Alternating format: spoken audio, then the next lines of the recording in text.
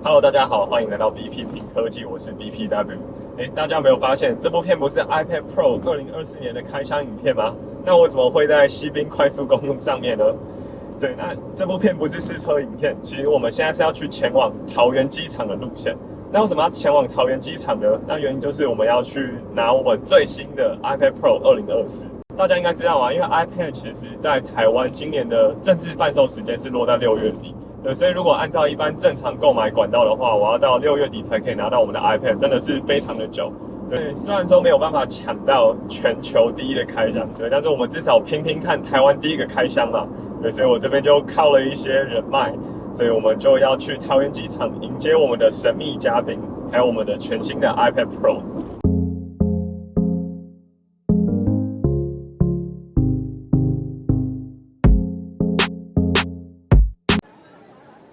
耶、欢迎回来！耶！你看连麦克风都已经别好了，所以我是现在要马上拿出来给你看吗？没关系，这边全部码掉，P 一个 Panovo logo 在这边。对，这一位是我们来自 Panovo 的合作老友，对，他居然把 iPad Pro 给带回来了。耶！你看没带回来的话，我要等到6月底才可以拍开箱给大家，这要多久啊？我们怎么知道为什么6月底呢？不能说。对，这个就是官方小秘密。然后这边我来用个那个荧幕录影好了，让大家感受一下。我们来测一下 Apple Pencil， 传说中的那个按下去的感觉。哇，这个触觉回馈感太猛了，太猛了！我刚刚在机场有测一下，超爽的。它就很像那个 AirPods 侧面的那种，对啊，那种感觉。但我觉得触感应该是差不多了。前面是差不多了。感谢这位 Panovo 的神秘人物，让我有这个殊荣成为全台湾第一个开箱 iPad Pro 的 YouTuber。那接下来呢，我们就要来进行萤幕、扬声器、录音、晶片、影片剪辑、相机，以及这次的全新 Apple Pencil Pro 搭配上不同软体的实测。那在进入完整实测之前呢，先来告诉大家，这次苹果发表会当中没有提到 iPad Pro 的5个小彩蛋。第一个小彩蛋的话，其实是 iPad Pro 的边框这次真的有变窄。对，经过我的测量之后，我发现原本的边框的粗细是0.8公分，那这次有稍微缩小，变成0.78公分。对，所以可以发现苹果其实在荧幕这块模组还是有做更新的。那在第二个小彩蛋的话，就是一个小小的退步，就是在扬声器的部分，因为这次 iPad Pro 它的厚度做得更薄嘛，从原本的5.9mm，然后变成5.3mm。对，所以它在扬声器的部分稍微表现起来变得没有这么浑厚。那也因为是厚度变薄的关系嘛，大家应该知道，比如说像 MacBook Air 跟 MacBook Pro， 它们那个机身厚度所发出来的共鸣就会有差异。第三个彩蛋的话是在 Apple Pencil Pro 的部分，那你现在只要在备忘录啊或者其他 App 里面，你使用 Apple Pencil Pro 的不同笔刷在写字的时候，然后你的荧幕上面也会出现一个假的影子。对，比如说我现在用钢笔，它就会出现钢笔的影子；我用水彩笔，它就会出现水彩笔的影子。对，所以算是一个苹果 UI 上面的一个蛮特别的小彩蛋嘛，让你心里面觉得你真的就是在用那一款笔来写字。那第四个小彩蛋也是在 Apple Pencil Pro 的部分，就是在挤压的部分。那挤压我们不是可以召唤工具列吗？除此之外，你在不同的 App 里面，你只要按一下挤压，它都可以全部召唤出上一步的这个按键。然后第五个小彩蛋也是挤压功能部分，挤压功能你不只可以去召唤出工具列，你在设定里面还可以去设定这个挤压功能它可以去触发哪一些功能。对，那除此之外，它还有一个捷径的功能，所以我觉得就跟 iPhone 的 Action Button 很像，你可以自定捷径，比如说按一下挤压功能开启相机，按一下挤压功能开启其他捷径的功能。好，那跟大家讲完隐藏小彩蛋的部分，接着我们就要来进行详细的实测啦。那首先先来讲到价格的部分，那这次 iPad Pro 价格其实算是些微上涨的，对，但是我觉得以3500的这个涨幅来说，我觉得换成 OLED 的荧幕，然后再加上 M4 晶片，我自己觉得算是划算的啦。那相较于12.9寸升级到13寸的人来说，我觉得就差蛮多，因为12.9寸本来就是 Mini LED， 那你这次升级到 OLED 之后，反而还涨价了4500元。对，所以我觉得以11寸来说的话，我这次是真的有吸引我想要去换一台新的 iPad 来尝试。对，那价格的部分之前有讲过，所以我就直接列在这个表格上面给大家看。那再来就是外观的部分啦，那外观部分经过我们测量之后可以发现，这次边框真的有变窄。然后在厚度的部分还有重量，我觉得是最有感的提升。对，我觉得11寸的 iPad Pro 这次拿起来真的是轻了不少，而且那个厚度拿起来真的很舒服，你就很像在拿一个很薄的资料夹一样。对，那如果你是12.9寸升级到13寸，那这个升级更有感，因为它重量减轻就已经超过100公克，所以如果大家之后开卖之后有去专卖店试试看的话，你会发现你在拿13寸的 iPad Pro 的时候，你会觉得你很像在拿11寸的 iPad Pro 那种感觉，因为它重量只有500多公克。那在第二个部分的话，就是在 OLED 的部分，所以我们这边就要来进行实测。对，因为这次是使用双层串联式的 OLED 嘛，那大家可以看到我们影片在LCD 升级到 OLED 的这个提升真的是非常的有感，对，尤其在阳光底下。我还记得我以前带着我 LCD iPad Pro 的时候，我完全不会在阳光底下使用。为什么？因为就是看不清楚嘛，那不如不要使用。我通常只会在室内啊或者捷运上面使用。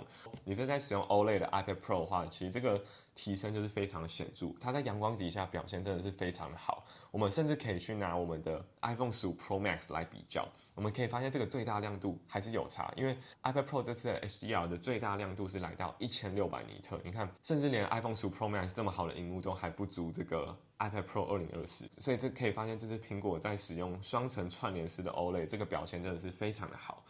那同样的，我们也可以跟 Mini LED 来比较。对，那跟 Mini LED 当然在亮度的部分没有差很多，但是我觉得最大的差异其实是在Mini LED 它没有办法完全显示全黑。对，因为它的晶粒比较大颗嘛，所以我们可以看到，比如说在一些白底黑字或是黑底白字的文字，Mini LED 它会稍微有一点晕开的感觉。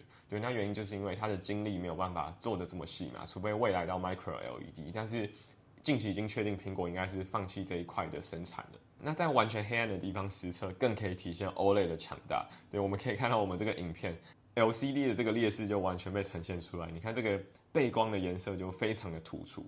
对，不只用相机看，我用肉眼看都会觉得，哦，这个黑色怎么已经灰灰了？对，那原因就是因为这个 LCD 背光的劣势。那在 OLED 的话，它不管是在颜色还是细节，我觉得表现真的是非常的好。对，所以以这个荧幕升级来说，我觉得真的是非常的有感，那个视觉体验是完全不一样的。那在第四个的话，就是很多人提到的 Nano Texture。对，那 Nano Texture 的话，我觉得第一个当然是太贵，因为它要1TB 以上的 iPad 才有支援，所以完全不会吸引我去购买。而且它支援的话，还会再加3500元。对，不过这边有一个小小彩蛋啦，就是它附上的那个 Nano Texture 的那块布跟官方贩售的是不一样的，它的布比较大块。对。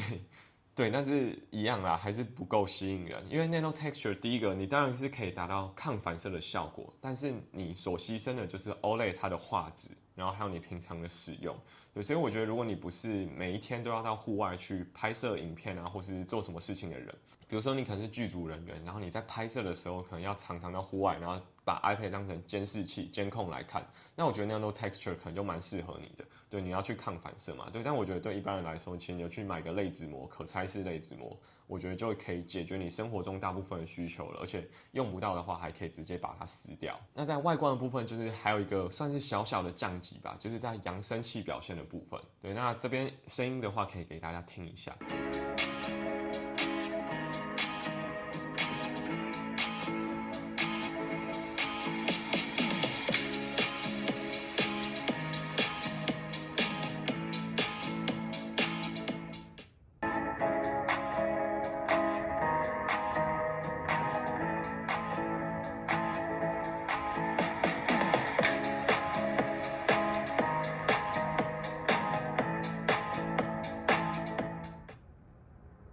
对，那在这次 iPad Pro 2024年的扬声器，它稍微的浑厚程度就没有来的前几代来的那么高。对，那原因当然就是因为它的厚度变得更薄嘛，所以我觉得这个就是无可避免的牺牲啦。厚度变薄，它的声音本来就没有办法变得这么浑厚跟这么饱满嘛，就像 MacBook Pro 跟 MacBook Air 的那种感觉一样。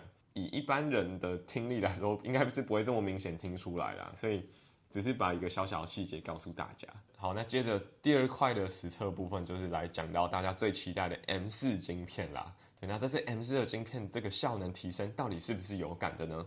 对，那首先呢，我们就先来测试一下 Geekbench 的跑分。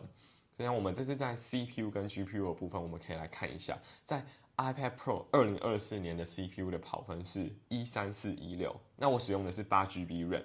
那如果在 GPU 的跑分是53597，对，那这样子到底是不是有显著提升呢？那我们就来看一下前一代的 iPad Pro 2022 M2 晶片的版本。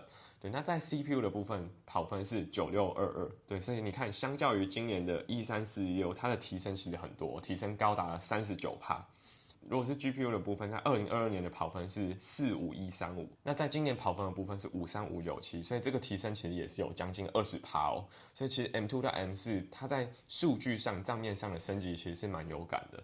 那在真正剪影片的时候，影片绘出的时候，是不是真的有感呢？对，所以我们现在就要来测试一下 4K 影片的绘出。那我们是使用 iPad 的剪辑软体 Luma Fusion 来进行影片的绘出。那我们这次总共会使用4个装置来进行影片的绘出。那第一个当然就是 iPad Pro M4 嘛，那再来的话是 MacBook Pro 的 M3 晶片，还有 iPad Pro 的 M2 晶片，以及我手上这一台 iPad Pro 2018，我们来进行 4K 影片的绘出。那我们这次绘出的影片的规格就是 4K MP4，然后60帧，影片的长度是9分39秒。对，那经过实测之后，我们可以发现，那冠军真的就是 iPad Pro 的 M4，那它的绘出时间是5分23秒。那在第二名的话是 M2 的 iPad Pro， 它的绘出时间是5分47秒。那再来的话是 M3 的 MacBook Pro， 它的绘出时间是5分50秒。那最后一名的话，当然就是2018的 iPad Pro 嘛，它的绘出时间是18分17秒。对，所以如果你是可能2018或者2020的 iPad Pro， 你升级到 M 系列的晶片，我真的觉得这个提升是非常非常的显著的。你看，你从18分变成5分钟，你可以省下多少时间去绘出影片啊？那你就可以做其他事情。但是大家可以看到 M 系列的晶片，其实跑分是大同小异的。你看 M2 的跑分是5分47，那 M4 的跑分是5分23，其实这中间就只差了24秒而已。所以我觉得在影片绘出的部分，就没有大家想象中，好像刚刚跑分这个效能提升了这么多。但还有一点也是我觉得蛮不可思议的，就是这一台 M3 晶片的 MacBook Pro， 对，它在绘出时间居然输给 M4 的 iPad Pro。大家知道吗？这台价格高达6万M4 iPad Pro 大概才3万多而已，但是在绘出影片的这个时间，居然还输给 M4 的 iPad Pro。那当然也是可以看出 M4 这次的升级啦，对，但是也觉得哇，我花了6万多买了这台电脑，有点小亏啊。好，那就回到刚刚的问题，那为什么 M2 跟 M4 在跑分明明就有提升，但是为什么在影片绘出看起来是差不多的呢？那我觉得原因就是因为这次苹果在 CPU 的配置不一样了。大家知道吗 ？M2 晶片它是4个节能核心加上4个效能核心，对，但是在今年的 iPad Pro 上面，它是6个节能核心配上3个效能核心，所以在 CPU 配置上面，它就没有以这么效能为导向，对，所以可以看出这次在影片绘出就没有这么显著的提升，对，所以就反过来说，那 M2 的 iPad Air 在这次应该是非常有竞争力的，那我们也会在影片最后来跟大家说明。好，那接着第3个实测部分，我们就来进行相机部分的实测啦。那这次相机主要就是一个更新跟一个降级嘛。那一个更新就是它把相机从垂直改到水平。那我觉得这个也是非常好的提升啊，因为你平常在用 Google Meet 视讯的时候，到底谁会把 iPad 拿得直的在视讯？那你这样子不止萤幕比例跟别人不一样了，对，而且你在视讯的时候就很不方便，你还要用个支架去把它立起来，也比较符合大家在视讯的这个思维啦。对，那这次视讯功能就是增加了人像之中啊，比如说我人可能稍微有点偏离，那 iPad Pro 它就会自动去帮我校正到对的位置。那这个提升其实就是跟 iPad 10还有之前的提升是大同小异的。那再来就讲到主镜头的降级啦，那这次就是拔掉超广角镜头，那一样有 LiDAR， 那这次还加上了一个触痛的感光元件在镜头上面。对，但是简单来说，对，但是我觉得超广角镜头本来就用不到了，我觉得拔掉是合理。对，但是主镜头部分就真的完全没有升级哦。你知道，从2018年的 iPad Pro 一直到今年的 iPad Pro， 完全都是使用同一颗1200万画素的主镜头，也就是 iPhone XR 的那颗主镜头。对，所以我们可以来拍照比较一下。那我觉得就是完全看不出差别啦。对，那我觉得唯一稍微有点差别就是今年2024 iPad Pro 拍照起来的锐化程度有稍微把它拉高一点点，心理战术去骗你说其实这次画质是有一点点提升的嘛，基本上相机就是可以说是一模一样啦。好，那接着我觉得比较像是今天影片的重头戏吧，就是关于 Apple Pencil Pro 的部分。对，那在这次 Apple Pencil Pro 总共有4个很显著的更新。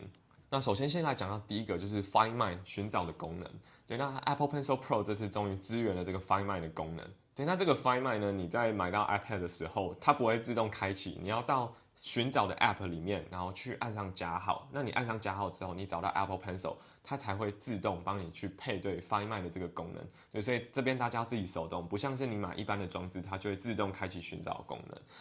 对，但是它这个 Find My 其实我觉得它就只能适用在这种室内的小小空间里面啦。对，因为它的 Find My 它其实不会告诉你这个东西它真正的位置在哪里，它只是透过一个指示，然后你在这个空间里面走来走去，它会跟你说，哎，你现在靠得更近了，哎，你快摸到它了。对，它就是告诉你这些指示，但是它并不会告诉你你这个物品实际的方位还有实际的位置。对，所以我觉得这个跟 AirTag 比起来的那个效果又蛮不一样的啦。对，但是有总比没有好嘛，你至少可以在室内里面去找到你要的笔在哪里。好，那接着呢就要来讲到这次的全新功能键，也是大家这次发表会看到很有亮点的地方嘛。那真的实际上有这么有亮点吗？那我们就来透过实测的部分来告诉大家。好，那首先讲到双指按压的部分。那这个双指按压，它其实就是帮助你去召唤出你的工具列在哪里。对，所以你看哦，你这时候先把 Apple Pencil 去对到荧幕的某个位置，比如说，我现在荧幕对到左上角，然后它笔尖也会出现一个影子嘛。那这时候我捏一下，你看这个工具列它就会出现在左上角的地方。那我如果换到右下角，它就会出现在右下角的地方。所以这个双指按压功能，它就是可以帮助你去召唤出你的工具列。那再搭配上悬浮功能的话，你就可以透过悬浮功能去选取你要什么样的工具。对，但是发表会里面有提到一个，就是按压之后，然后透过侧转，你可以去转动这个工具列的转盘。对，但是我试了超多次，都一直没有办法去转动这个转盘，所以我还是必须用手指头这样子去切换我的工具列。所以我觉得自己使用起来没有到很直觉啦，因为你只是捏一下，把工具列召唤到你想要的那个位置而已。对，但是我觉得它召唤起来其实还是蛮不灵敏的。你看我这样子多试几次，它有时候这个工具列还是会乱跑来跑去。对，所以我觉得在备忘录这一部分的适配性，真的还有很多提升的空间啦。那我觉得比较有亮点就是在触觉回馈的部分，我觉得这个触觉回馈真的是蛮舒服的，尤其我不管是在点2下或是在双指按压捏一下的时候，它这个触觉回馈全部都会产生，而且你这个按压过程的这个触觉回馈，你是按压到笔身的中间，它都是可以触发的并不是说你一定要捏在最下面，它才可以触发这个触觉回馈。所以可以发现它这个感应器其实是做的非常的长。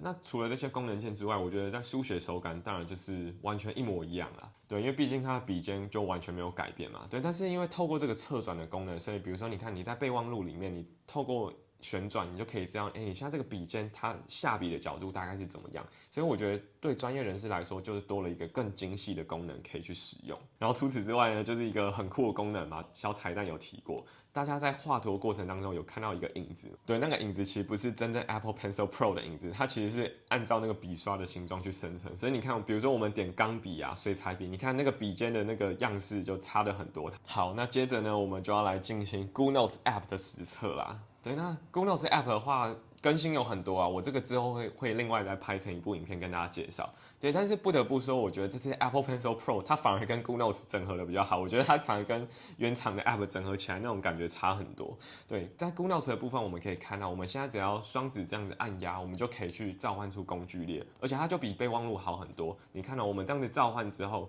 我们笔刷这样子去移动，透过悬浮功能，我们就可以去进行更换颜色啊，调整笔刷粗细，还有其他的功能键。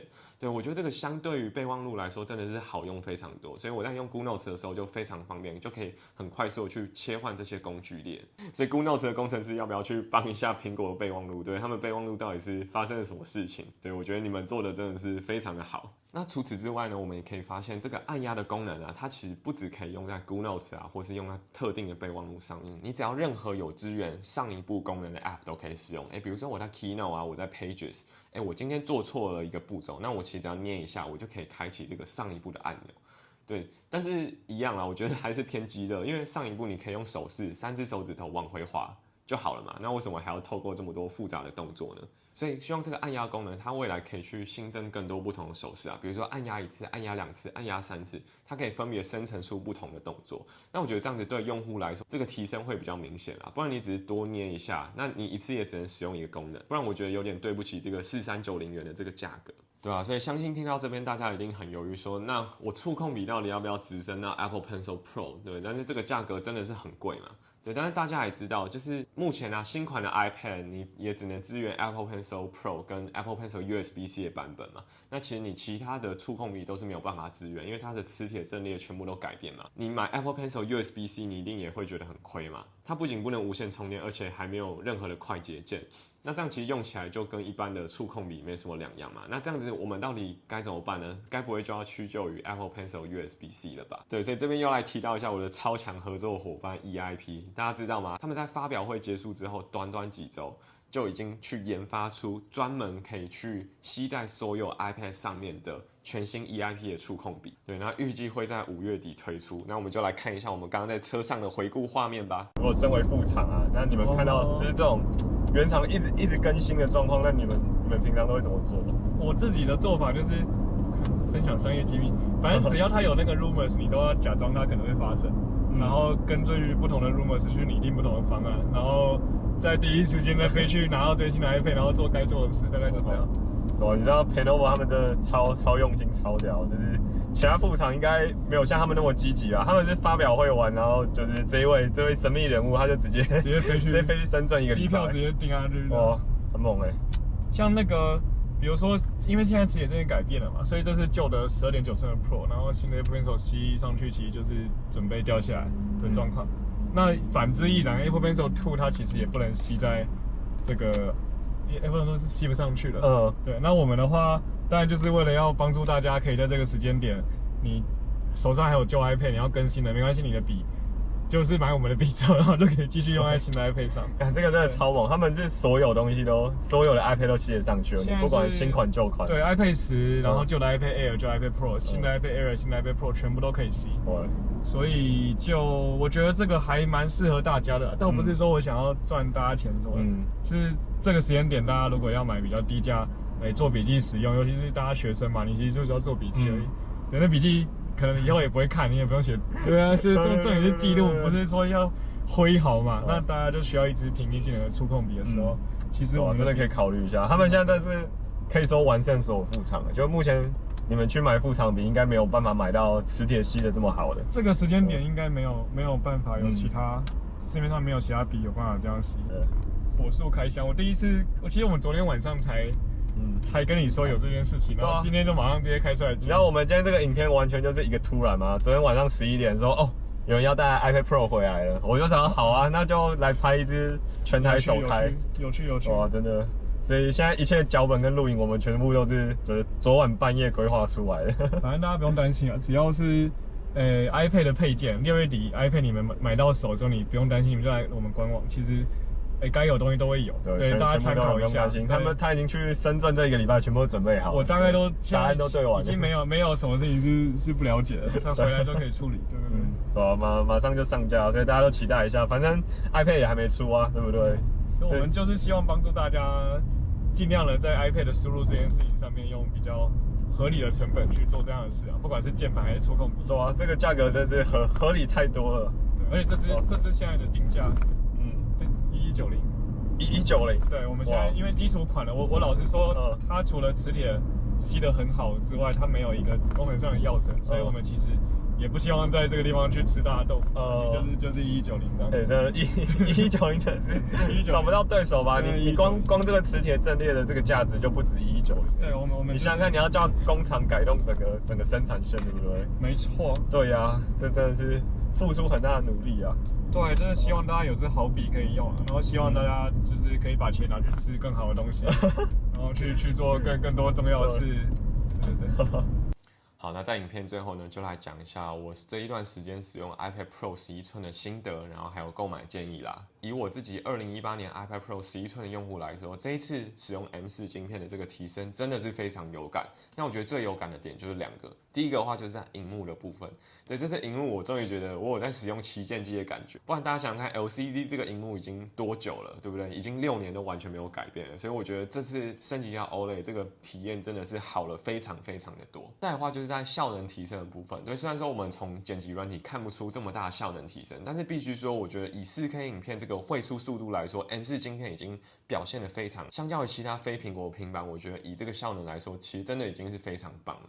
那再来的话就是它的手感，对，因为我真的是不喜欢带太重的人，我觉得 iPad 400多公克这个重量，真的不是一台笔电的这个重量可以去达到的。那如果你再去配上一个很轻巧的保护壳啊，那其实真的你整体使用体验起来真的是会好的非常的多。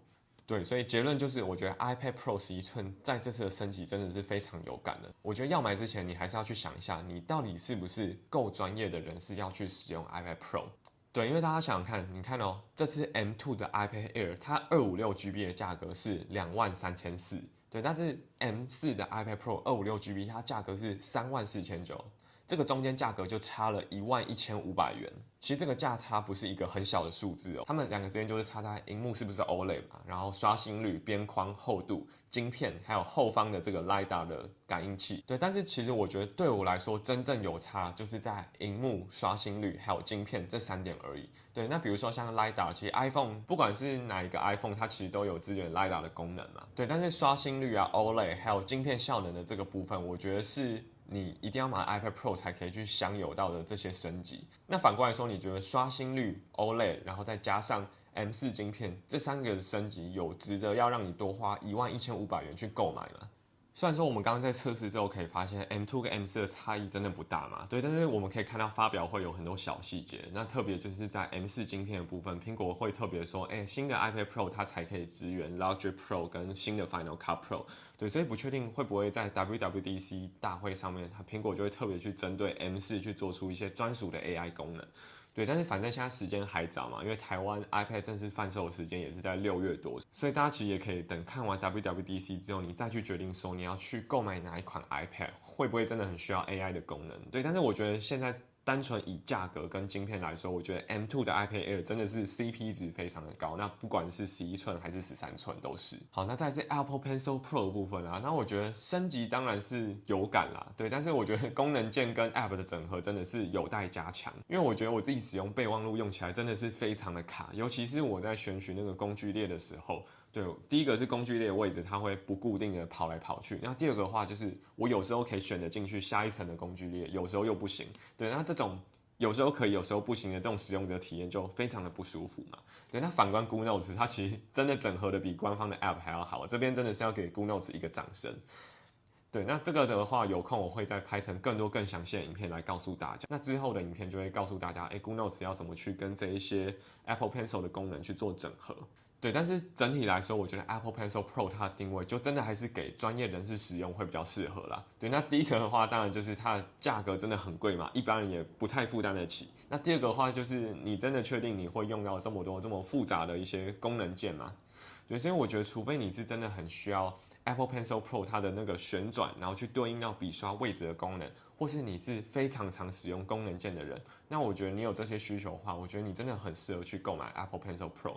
对，那否则的话，就像我们影片刚刚前面讲的，你看 EIP 的 Pencil， 它的价格才1190元，大概就是 Apple Pencil Pro 的1/4，你才花1000多元，那你同样也可以享有跟 Apple Pencil Pro 同等这个磁吸的功能，而且是所有副厂都没有的。那我觉得 CP 值其实真的是非常的够了。对，所以你真的是专业人士的话，我真的会比较推荐再去购买 Apple Pencil Pro。好，那以上就是关于今天的 iPad Pro 还有 Apple Pencil Pro 详细的实测影片啦。那大家还想要看关于这两个装置什么样的实测呢？那都欢迎在留言底下告诉我哦。对，那这边也想问观众一个问题：那看完这次的实测之后，你想要购买 iPad Air、iPad Pro 还是什么款式的 iPad 呢？那在触控笔的部分，你觉得到底要不要购买 Apple Pencil Pro， 还是去购买副厂的触控笔就可以了呢？那就欢迎在留言底下告诉我啦。